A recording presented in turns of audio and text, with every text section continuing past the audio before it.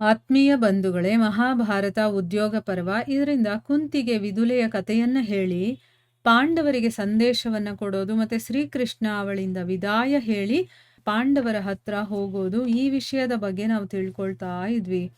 ಹೋದ ಭಾಗದಲ್ಲಿ ಕುಂತಿ ಕೃಷ್ಣನಿಗೆ ಈ ಒಂದು ಸಂದರ್ಭದಲ್ಲಿ ನಾನು ನಿನಗೆ ಒಂದು ಕಥೆಯನ್ನ ಹೇಳ್ತೀನಿ, ಅದರಲ್ಲಿ ವಿದುಲ ಮತ್ತೆ ಅವನ ಮಗನ ಸಂವಾದ ಇದೆ ಅಂತ ಅಂದ್ಬಿಟ್ಟು ಒಬ್ಬ ಕ್ಷತ್ರಾಣಿಯ ಕತೆ ಹೇಳ್ತಾ ಇದ್ದಾನೆ. ಅವ್ರ ಮಗ ಏನು ಮಾಡ್ತಾನೆ, ಯುದ್ಧದಲ್ಲಿ ಸೋತು ಮನೇಲಿ ಬೇಜಾರು ಮಾಡ್ಕೊಂಡು ಮಲ್ಕೊಂಡಿದ್ದಾನೆ.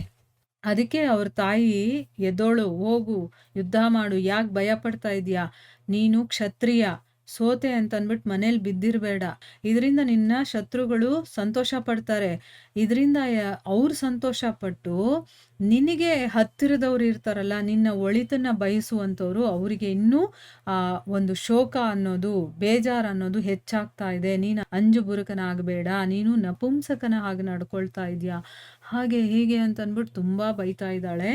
ಮುಂದುವರೆದು ಹೇಳ್ತಾಳೆ, ನೋಡು, ಪ್ರಾಣ ಹೋಗುವಂತ ಪರಿಸ್ಥಿತಿ ಬಂದ್ರೂ ಕೂಡ ಪರಾಕ್ರಮವನ್ನ ಬಿಡಬಾರ್ದು.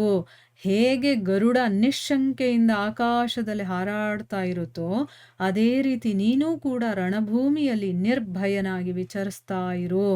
ಈಗ ನೀನು ಯಾವ ರೀತಿ ಬಿದ್ದಿದೀಯಾ ಅಂತಂದ್ರೆ, ಕರೆಂಟ್ ಶಾಕ್ ಹೊಡೆದಿರುವಂತ ಒಂದು ಶವದ ಹಾಗೆ ಬಿದ್ದಿದೀಯಾ. ಅಂದ್ರೆ ಅದ್ ಹೇಗೆ ಒಂಥರ ಏನು ಮಾಡದೆ ಹಾಗೇ ಬಿದ್ದಿರುತ್ತೆ ನೋಡಿ, ಆ ರೀತಿ ಬಿದ್ದಿದೀಯ ನೀನು. ಸಾಕು, ಎದ್ದು ನಿಂತ್ಕೊ, ನೀನು ಶತ್ರುಗಳಿಂದ ಸೋತು ಬಿದ್ದಿರಬೇಡ. ನೀನು ಸಾಮ, ದಾನ, ಭೇದ ರೂಪದ ಮಧ್ಯಮ, ಅಧಮ, ನೀಚ ಈ ಉಪಾಯಗಳ ಆಶ್ರಯವನ್ನ ನೀನು ಪಡಿಬೇಡ. ನೀನು ಸಾಮ, ದಾನ, ಭೇದ ಅದನ್ನೂ ಮಾಡಬೇಡ. ದಂಡ ಇದೆಯಲ್ಲ, ಅದು ಸರ್ವಶ್ರೇಷ್ಠವಾಗಿದೆ, ಅದರ ಆಶ್ರಯವನ್ನ ನೀನು ಪಡ್ಕೋ. ದಂಡನೇ ಸರಿಯಾಗಿರುವಂಥದ್ದು. ಶತ್ರುವಿನ ಎದುರು ನಿಂತು ನೀನು ಗರ್ಜನೆ ಮಾಡು. ವೀರ ಪುರುಷರಿದಾರಲ್ಲ, ಅವರು ರಣಭೂಮಿಗೆ ಹೋಗಿ ಉಚ್ಚಕೋಟಿಯ ಮಾನವೋಚಿತ ಪರಾಕ್ರಮಗಳನ್ನ ತೋರಿಸಿ, ಅಂದ್ರೆ ಮನುಷ್ಯರು ಯಾವ ರೀತಿಯ ಪರಾಕ್ರಮಗಳನ್ನ ಮಾಡಬಹುದು ಆ ರೀತಿ ಪರಾಕ್ರಮಗಳನ್ನ ಮಾಡಿ ತೋರಿಸಿ ತನ್ನ ಧರ್ಮದಿಂದ ಉರುಣನಾಗ್ತಾನೆ. ಆಮೇಲೆ ಅವನು ತನ್ನ ನಿಂದನೆಯನ್ನ ಮಾಡೋದಿಲ್ಲ. ವಿದ್ವಾಂಸರು ಫಲ ಸಿಗದೇ ಇರೋದಕ್ಕೆ ಚಿಂತನೆ ಮಾಡೋದಿಲ್ಲ. ಅವರು ನಿರಂತರವಾಗಿ ಏನು ಮಾಡ್ತಾರೆ, ಪುರುಷಾರ್ಥವನ್ನ ಪಡ್ಕೊಳ್ಳುವಂತ ಕೆಲಸಗಳನ್ನ ಮಾಡ್ತಾನೆ ಇರ್ತಾರೆ. ಅವರು ಬೇರೆಯವರು ಏನೋ ಹೇಳಿದ್ರು ಅಥವಾ ನಮಗೆ ಫಲ ಸಿಗ್ಲಿಲ್ಲ, ಬೇರೆಯವರು ನಿಂದನೆ ಮಾಡ್ತಾರೆ, ಅದು ಇದು ಹಾಗೆ ಹೀಗೆ ಅದೇನು ಯೋಚನೆ ಮಾಡಲ್ಲ. ಪುರುಷಾರ್ಥಕ್ಕೆ ತಮ್ಮ ಕೆಲಸ ಏನಿದೆಯೋ ಅದನ್ನ ಮಾಡ್ತಾ ಇರ್ತಾರೆ. ಅವನಿಗೆ ತನಗೋಸ್ಕರ ಹಣ ಬೇಕು ಅನ್ನುವಂಥ ಆಸೆ ಇರೋದಿಲ್ಲ.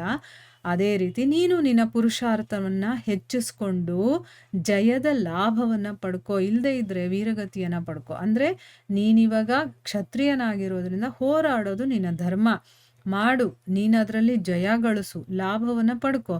ಅಕಸ್ಮಾತ್ ನಿನಗೆ ಅದರಲ್ಲಿ ಜಯ ಸಿಗ್ಲಿಲ್ವಾ, ಸತ್ತು ವೀರಗತಿಯನ್ನ ಪಡ್ಕೋ. ಯಾಕಂದ್ರೆ ಯುದ್ಧದಲ್ಲಿ ಸಾಯ್ಬೇಕು, ಇಲ್ಲ ಅಂತಂದ್ರೆ ಜಯವನ್ನ ಪಡಿಬೇಕು. ಈ ರೀತಿ ಧರ್ಮಕ್ಕೆ ಬೆನ್ನು ತೋರಿಸಿ ಯಾಕೆ ಬದುಕಿದೀಯಾ, ಏ ನಪುಂಸಕನೇ.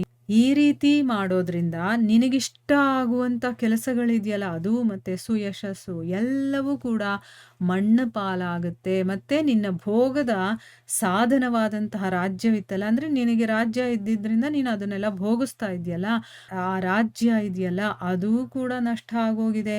ಹೀಗಿದ್ಮೇಲೆ ನೀನು ಯಾವುದಕ್ಕೋಸ್ಕರ ಬದುಕ್ತಾ ಇದೀಯಾ ಅಂದ್ರೆ, ಈಗ ನಪುಂಸಕನಾಗಿ ಇರೋದ್ರಿಂದ ನೀನು ಇಷ್ಟಪಟ್ಟ ಹಾಗೆ ನೀನು ಇರೋದಕ್ಕಾಗೋದಿಲ್ಲ, ನೀನು ಇಷ್ಟಪಡುವಂಥ ಕೆಲಸಗಳನ್ನು ಮಾಡೋದಕ್ಕಾಗಲ್ಲ, ನಿನಗೆ ಯಶಸ್ಸು ಅನ್ನೋದು ಇಲ್ಲ. ಯಾಕೆ ಅಂತಂದರೆ ನೀನು ಯುದ್ಧದಲ್ಲಿ ಸೋತು ಈ ರೀತಿ ಇದೆಯಾ, ಎಲ್ಲ ಮಣ್ಪಾಲಾಯ್ತಲ್ವಾ. ಇನ್ನು ನಿನ್ನ ರಾಜ್ಯನೂ ಕೂಡ ನಿನಗೆ ಹೊರಟೋಗಿದೆ, ನಿನ್ನಿಂದ ಭೋಗಿಸೋದಕ್ಕೆ ರಾಜ್ಯನೂ ಇಲ್ಲ ಅಂದಮೇಲೆ ನೀನು ಯಾಕೆ ಬದುಕಿದೀಯಾ ಅಂತಂದ್ಬಿಟ್ಟು ಒಬ್ಬ ತಾಯಿ ಕೇಳ್ತಾ ಇದ್ದಾಳೆ ಮಗನನ್ನ.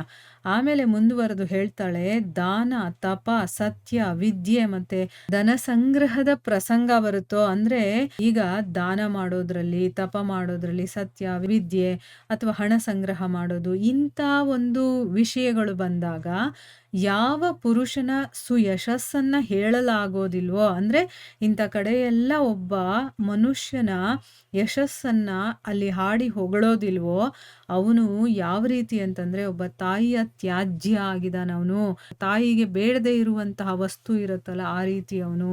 ಒಳ್ಳೆ ಗಂಡಸು ಯಾರು ಅಂತಂದ್ರೆ, ಯಾರು ತನ್ನ ವಿದ್ಯೆ, ತಪ, ಐಶ್ವರ್ಯ ಮತ್ತೆ ಪರಾಕ್ರಮದಿಂದ ಬೇರೆ ಜನಗಳನ್ನ ಅವನು ಆಶ್ಚರ್ಯ ಪಡಿಸ್ಬಿಡ್ತಾನೆ. ಅಂತಂದ್ರೆ ಒಳ್ಳೆ ಒಬ್ಬ ಗಂಡ್ಸು ಅಂತ ಅನ್ನಿಸ್ಕೋಬೇಕು ಅಂತಂದ್ರೆ, ಈ ಯಾವುದಾದ್ರೂ ಒಂದರಿಂದ ಬೇರೆ ಜನಗಳನ್ನ ಆಶ್ಚರ್ಯ ಪಡಿಸ್ಬೇಕು.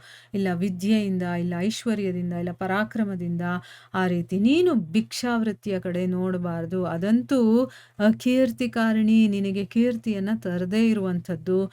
ದುಃಖದಾಯಿನಿ, ದುಃಖವನ್ನ ಕೊಡುವಂಥದ್ದು. ಮತ್ತೆ ಅಂಜು ಬುರುಕರಿಗೋಸ್ಕರನೇ ಇರುವಂಥದ್ದು ಅಂತ ಅಂದ್ಬಿಟ್ಟು ಹೇಳ್ತಾ ಇದ್ದಾಳೆ. ಎಂತೆಂಥ ಬುದ್ಧಿ ಮಾತುಗಳನ್ನ ಹೇಳ್ತಾ ಇದ್ದಾಳಂದ್ರೆ, ತನ್ನ ಮಗ ಸೋತ್ ಈ ರೀತಿ ಮನೆಯಲ್ಲಿ ಬಿದ್ದಿದಾನಲ್ಲ, ಇವನೊಬ್ಬ ಕ್ಷತ್ರಿಯ, ಇವನು ಹೇಗಿರ್ಬೇಕು ಏನು ಅನ್ನೋದನ್ನ ಅವನಿಗೆ ಹೇಳ್ತಾ ಇದ್ದಾಳೆ ಬುದ್ಧಿವಾದವನ್ನ. ಮುಂದುವರೆದು ಏನು ಹೇಳ್ತಾಳೆ ಅನ್ನೋದನ್ನ ನಾವು ಮುಂದಿನ ಭಾಗದಲ್ಲಿ ತಿಳ್ಕೊಳ್ಳೋಣ. ಹರೇ ಕೃಷ್ಣ.